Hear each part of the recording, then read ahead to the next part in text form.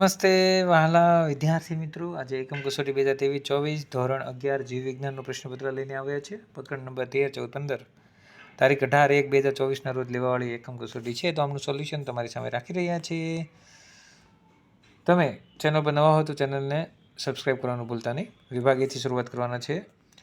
ઇથિલિનનો ઉપયોગ શેના માટે થાય છે? તો ઇથિલિનનો ઉપયોગ શેના માટે કરવામાં આવે છે? ફળોને જલ્દી પરિપક્વતા પહેરે માટે. આવું કેમાં થાય? કેરીમાં વધારે થાય. કેરી પાકેલી ના હોય પણ એને પરિપક્વ બતાવવા માટે ઇથિલિન નાખવામાં આવે છે. નાળિયેરનું પાણી શું ધરાવે છે? નારિયેળીના પાણીમાં શું હોય છે? સાયટોકાઇનિન નામનું દ્રવ્ય હોય છે, જે તેમના પાણીને મીઠું બનાવે છે. વૃદ્ધિનું માપન ઘણી રીતે થાય છે. આમાંના કયા પરિણામોનો ઉપયોગ કરી વૃદ્ધિનું માપન કરવામાં આવે છે? તો વૃદ્ધિનું માપન કરવું તો કોષોની સંખ્યામાં વધારો થયો હોય, કોષોનું કદ વધ્યું હોય, વજન અને લંબાઈમાં પણ વધારો થયો હોય. શેરડીમાં શર્કરાનું ઉત્પાદન વધારવા માટે શેનો છંટકાવ કરવામાં આવે છે? જિબ્રેલિન. કે એમાં શર્કરાનું પ્રમાણ થોડું વધે એટલા માટે જિબ્રેલિન નામનું દ્રવ્યનો છંટકાવ કરવામાં આવે. વનસ્પતિના વાનસ્પતિક ભાગ પ્રકાશ વિધિ અનુભવે છે. તો વનસ્પતિનો કયો ભાગ છે જે પ્રકાશ અનુભવે છે? તો પર્ણ. દ્વિદળી વનસ્પતિમાં ખાલી જગ્યાનું પ્રમાણ અગ્ર કલિકામાં પાર્શ્વ કલિકાઓ કરતાં વધુ હોવાને લીધે વનસ્પતિમાં અગ્રીય પ્રભાવિતતા જોવા મળે છે. તો દ્વિદળી વનસ્પતિમાં ઓક્સિજનનું પ્રમાણ અગ્ર કલિકા અને પાર્શ્વ કલિકાઓ કરતાં વધુ હોવાને લીધે વનસ્પતિમાં અગ્રીય પ્રભાવિતતા જોવા મળે છે. ફ્રાન્સિસ ડાર્વિને ખાલી જગ્યા વનસ્પતિનો ભ્રૂણગ્રોલચ અભ્યાસ કર્યો છે. તો કેનેરી ઘાસનો. કેનો કર્યો છે? કેનેરી ઘાસનો. ચાલો આગળ જોઈએ.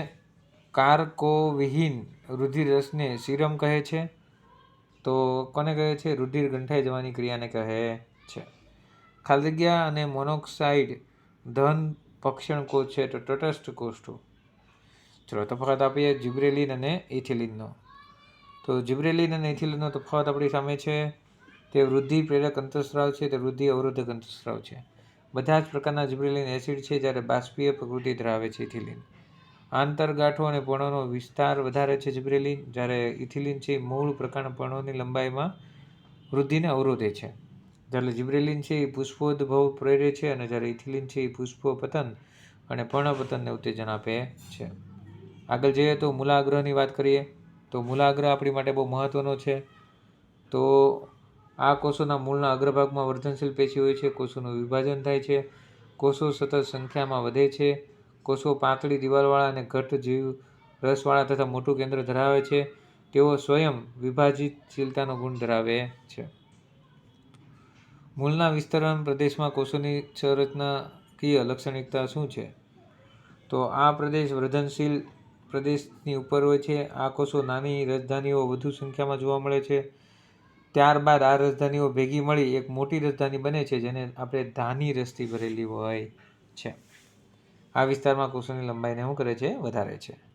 આગળ જોઈએ તો આકૃતિ તમારી સામે મસ્ત રીતે છે. આ દ્વિદળી વનસ્પતિનો કયો ભાગ છે? તો તમારે એને બતાવવાનું છે. તો અહીંયા દ્વિદળીનો ભાગ તમે જુઓ તો પરાગગ્રહનો ભાગ છે.